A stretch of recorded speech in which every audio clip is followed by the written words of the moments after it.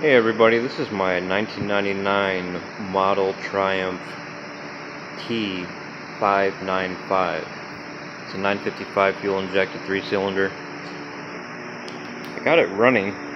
Recently just installed some new fittings right here just to make it easier so the fuel lines don't get kinked up. That's the problem I was having. They came with fittings already in there to replace the plastic ones that came from the factory. Although there was a recall and they put aluminum ones in there, but I just did it myself with brass fittings and some sealant. What's this stuff called? It's gonna bother me. Pipe thread compound. That's what it's called. Okay. I want to make sure. Yeah. So I painted the gas tank, and I've already scratched it, so I got to paint it again, which is fine because I want to paint the rest of the fairings at the same time. Definitely the tail fairing and maybe the belly pan, possibly a fender, and maybe some work on the triple tree, the risers or handlebars or the lights. Definitely the brackets, got to do that. So when I initially started on this, the brakes were no fluid in them whatsoever. The brakes are actually a 6-piston setup from my understanding, a Hayabusa. The factory bike, the Triumph, actually came with a 4-piston, as this is a 6. 3 on either side. It's actually kind of cool looking too. I like the bronze. Dual disc brakes in the front, pretty standard. So yeah, I put the rear sets on, the grips on. It's a lot of fun to ride. I love riding it. It's really torquey. It's extremely fast. Blood the brakes. I was riding. It rides great. It's a fun bike to ride. I thoroughly enjoy riding it. It's a lot of fun. Gets a lot of attention. It's turquoise, pearl metallic that I actually did myself. Some scratches in there, but next time I'm not going to use so much metallic. I'm going to make it more vivid turquoise. Scratch taking the gas tank on and off so many times. I'm having a problem with this motorcycle at the moment. As you can see, I have a battery charger connected to it. Seats off. Have it at a 2 amp trickle charge with a brand new battery. And one day I was riding on the 192 causeway coming from Beachside, going up a causeway to Melbourne, and the bike spontaneously just lights off at night, cut off, going up a causeway, no lights, no power. It just ceased, and I was halfway up the causeway, and I pushed it the remainder of the causeway all the way back to the shop where I am currently working on it. I love riding this bike. I knew every time I would take it out that I possibly may end up pushing it for miles, but that didn't stop me from riding it because I enjoyed it so much, because it was so much fun and cool. But going up the causeway that night, usually I would be able to always get it started by jumping it with a jump box. I got a new battery for it. Sometimes it just didn't have enough. Especially at a traffic light, it would just want to bog down. I would have to give it some idle. It'd be an idle problem. It'd be a sensor for the idle. I'm thinking of all the things in my mind that can be preventing this motorcycle from running, because after that night going up the causeway and me pushing it back to the shop, I was unable to get it started like I always have been able to with a battery charger.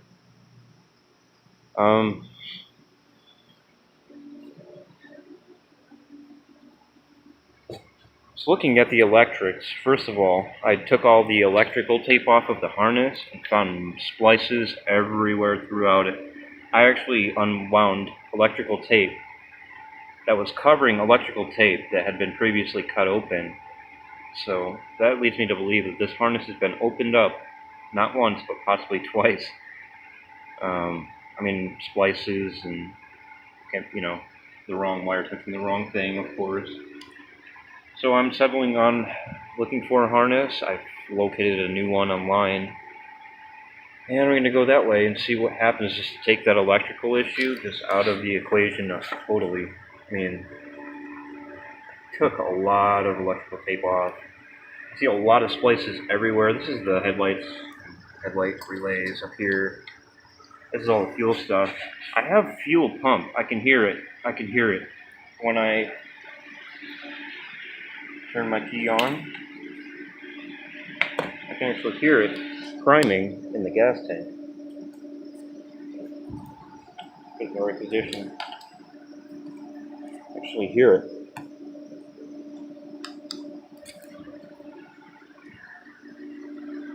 From all the wiring problems, it probably has a parasitic load unloading somewhere. I mean, it's a jumble of wires that I just want to replace. Just get a brand new harness for. I want to hear what this. I want to show what's going on with this thing.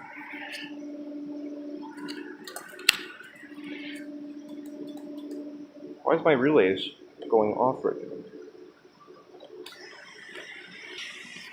Oh, that's why. Sure.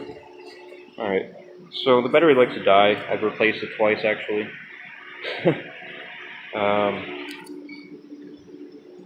See what we got here. I just have a relay right now. Why is it doing this? Oh, that was actually my fault. I forgot that I took the tape off of the clutch. And you can't start it without the clutch. So what I'm going to do so I don't have to hold it down is I can wrap it in tape, or I could actually jump the switch right here. But just for physical purposes, I want to wrap that in tape. Because I actually want to have the clutch engaged and not just electrically tricked into thinking that it's engaged. So I'm just going to put a blank around and take that out of the equation. I've checked my clutch switches. I've checked my neutral switches. No, not a neutral switch. I'm sorry, kickstand switch. Clutch switch, neutral switch.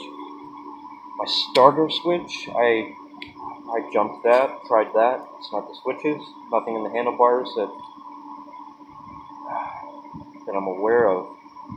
But during that night, the handlebars did suddenly come loose as well. And aside from being terrifying, a wire could have got pulled from a kill switch. Just something that could prevent the circuit from becoming complete. I mean, that can cause the bike to not run. I mean, something as simple as a kill switch. So I've taken this off. I've actually jumped it and just take that problem out of the equation. That's a common thing. A switch will be bad and won't allow it to turn over, especially your clutch switches, which I taped. I mean, I could jump it, but for physical purposes, I just wanted to actually engage the clutch. Not just, electronically trick it into thinking that it's engaged. I actually want that clutch to do its job down there, Okay. I just have this open just for venting purposes. I blew out my vents. I actually put a length of wire through all of the breathers. A wire through and through all the way down to the base of the gas tank, which is over here.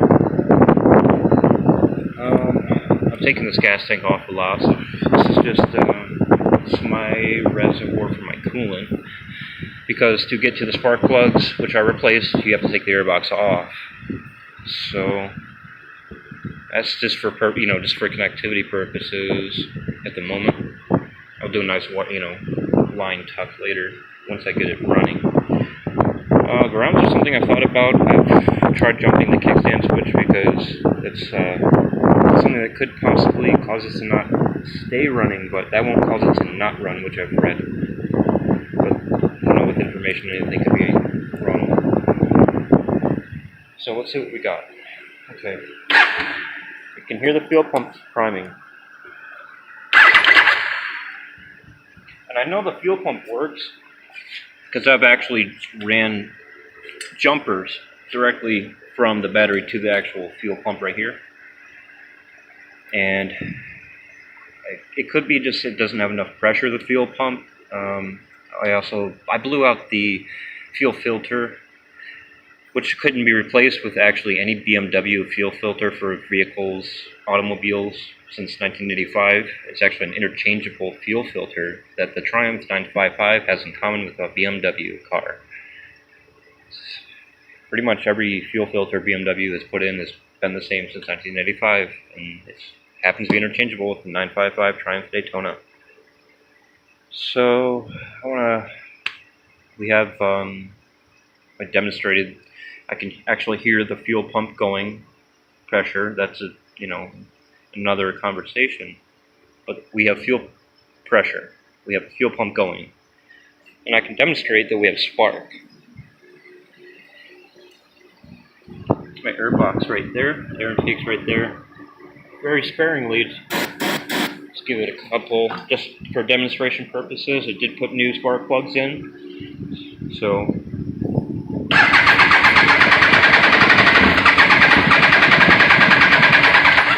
I mean, I can get a little more than that. I can probably get a backfire, but I don't want to ruin any sensors with some wet starting fluid. That's just to prove that I do have spark.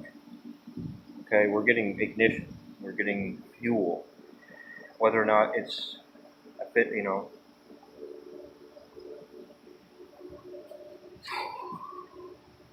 I love this bike. And I'm so stubborn, I have to figure this out myself. So I put an OBD2 Triumph scanner from a gentleman named Sharky, who is the owner of GP Motorcycles. He's a very nice gentleman. And it didn't communicate with the ECU, so that tells me to take that out of the equation, just get a new ECU. So I have looked at them on eBay, and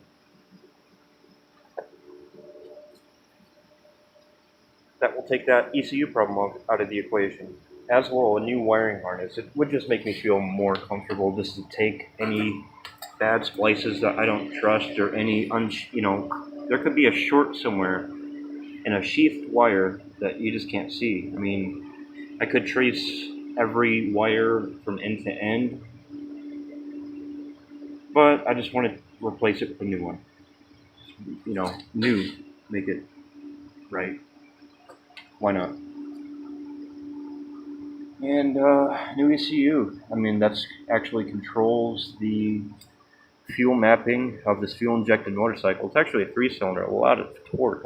It's actually really fun to ride. Off the line it's quick, and in the straight top end it's just astonishingly fast. I put the lamp on it, which is a big draw. Sometimes to get it started I'll disconnect it,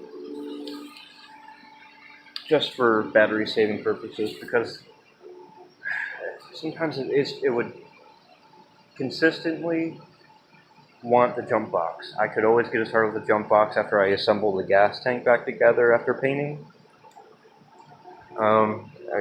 Aside from plugging in the clutch switch and the ignition and a couple, some other things, can't think of it at the moment.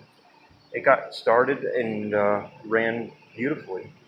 I mean, I think it took like an hour of trying just to turn, make sure there's fuel in the lines and pressure in the fuel rails, but I've tried that again on this and haven't had any success.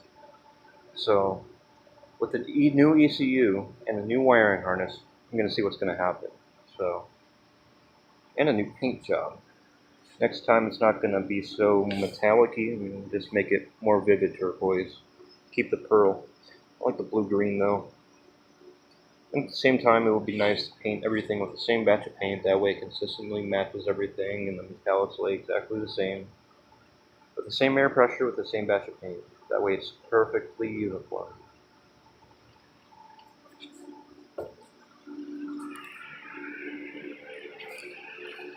And get back to you. That's the progress on my Triumph 955 Daytona. Model number T595, which is kind of deceiving considering it's 955 cc 3-cylinder, called a T595. It's a 99, but I love it. It's a pleasure to ride.